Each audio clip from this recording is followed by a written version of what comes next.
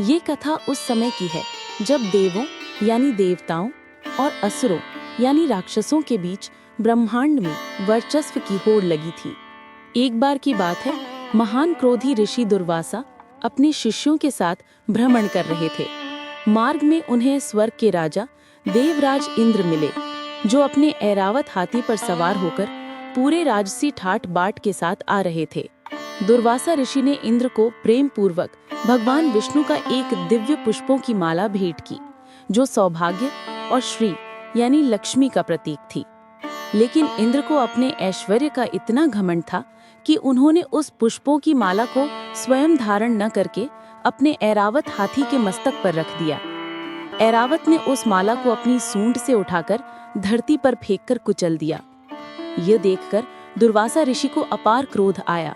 उन्होंने चिल्लाकर इंद्र से कहा, अहंकारी इंद्र, तुमने भगवान विष्णु के भोग रूपी माला का अपमान किया है। तुम्हारे इस मत के कारण मैं तुम्हें शाप देता हूँ कि तुम इसी क्षण श्री यानी लक्ष्मी से हीन हो जाओगे। दुर्वासा के इस भीषण शाप के कारण उसी क्षण स्वर्ग से देवी लक्ष्मी यानी समस्त वैभव, समृद्धि और शक्ति अदृश्य हो गई।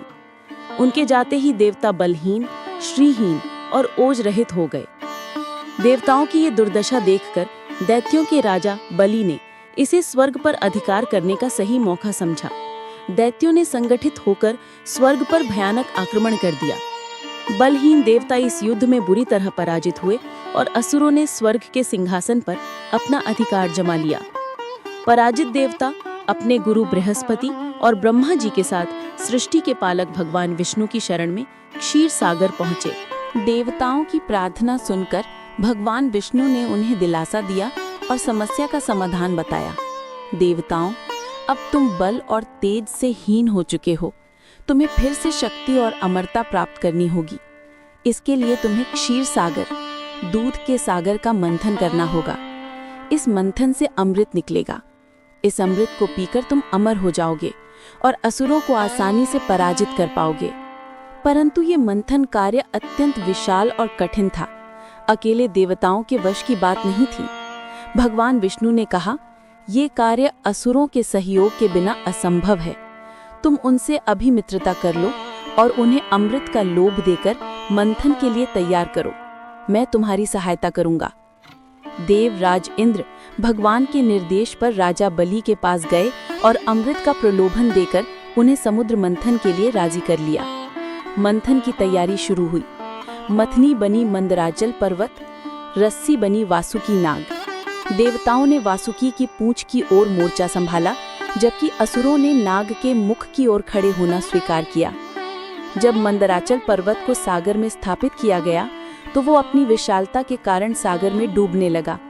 तब भगवान विष्णु ने स्वयं कूर्म यानी कछुए का विराट रूप धारण किया और अपनी 1,00,000 योजन चौड़ी पीठ पर मंदराचल पर्वत को धारण कर लिया। इस प्रकार पर्वत स्थिर हुआ और मंथन आरंभ हुआ।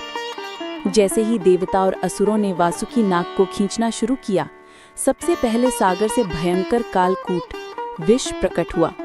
वो विष इतना प्रचंड और विषाक्त था कि उसकी ज्वाला से आकाश, पाताल और तीनों लोक जलने लगे। विष की गंध मात्र से ही सभी देव और असुर मूर्छित होने लगे।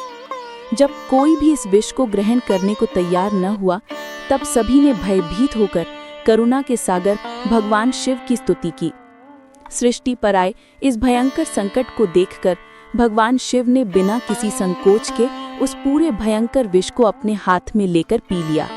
विष की तीव्रता को सहन करने के लिए उन्होंने उसे अपने कंठ में ही रोक लिया और शरीर में उतरने नहीं दिया। विष के प्रभाव से उनका कंठ नीला पड़ गया। तभी से भगवान शिव नीलकंठ कहलाए। भगवान शिव द्वारा विष पीने के बाद मंथन फिर से शुरू हुआ और अब एक एक करके सागर से 14 अमूल्य रत्न यानी दिव्य वस्तुएं प्रकट होने लगी। कामधेनु गाय, इच्छाएं पूरी करने वाली गाय जिसे देवताओं ने ऋषियों को सौंपा। उच्चई श्रवा घोड़ा, सफेद रंग का घोड़ों का राजा जिसे दैत्यों के राजा बलि ने प्राप्त किया। ऐरावत हाथी, 4 दांतों वाला विशाल हाथी जो इंद्र का वाहन बना। कौस्तुभ मणि, अत्यंत दिव्य और अमूल्य मणि जिसे भगवान विष्णु ने अपने वक्ष स्थल पर धारण किया। कल्पवृक्ष, इच्छाएं पूरी करने वाला दिव्य वृक्ष जिसे देवताओं ने स्वर्ग में स्थापित किया।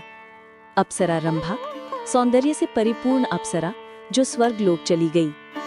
देवी वारुणी, मदिरा, असुरों ने इन्हें ग्रहण किया। चंद्रमा, शीतलता प्रदान करने वाला चंद्रमा जिसे भगवान शिव ने अपने मस्तक पर धारण किया। देवी लक्ष्मी, सौंदर्य, धन, ऐश्वर्य और सौभाग्य की देवी जिन्होंने भगवान विष्णु को अपने पति के रूप में चुना। शंख पांचजन्य, दिव्य शंख जिसे भगवान विष्णु ने धारण किया। धनुष शारंग, शक्तिशाली धनुष जिसे भगवान विष्णु ने धारण किया। देवी अलक्ष्मी, दुख और दरिद्रता की देवी जिन्हें किसी ने स्वीकार नहीं किया। धन्वंतरी, देवताओं के वैद्य जो अमृत कलश लेकर प्रकट हुए।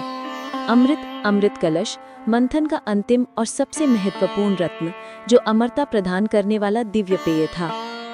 जैसे ही धन्वंतरी अमृत कलश लेकर प्रकट हुए, देवता और असुर दोनों ही अमृत के लिए आपस में लड़ने लगे।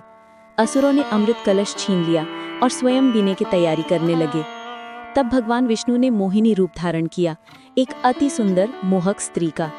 मोहिनी ने असुरों को अपने आकर्षण में बांध लिया और उनसे कहा कि वो निष्पक्ष रूप से सबको अमृत वितरित करेंगी। असुरों ने सहमति दे दी।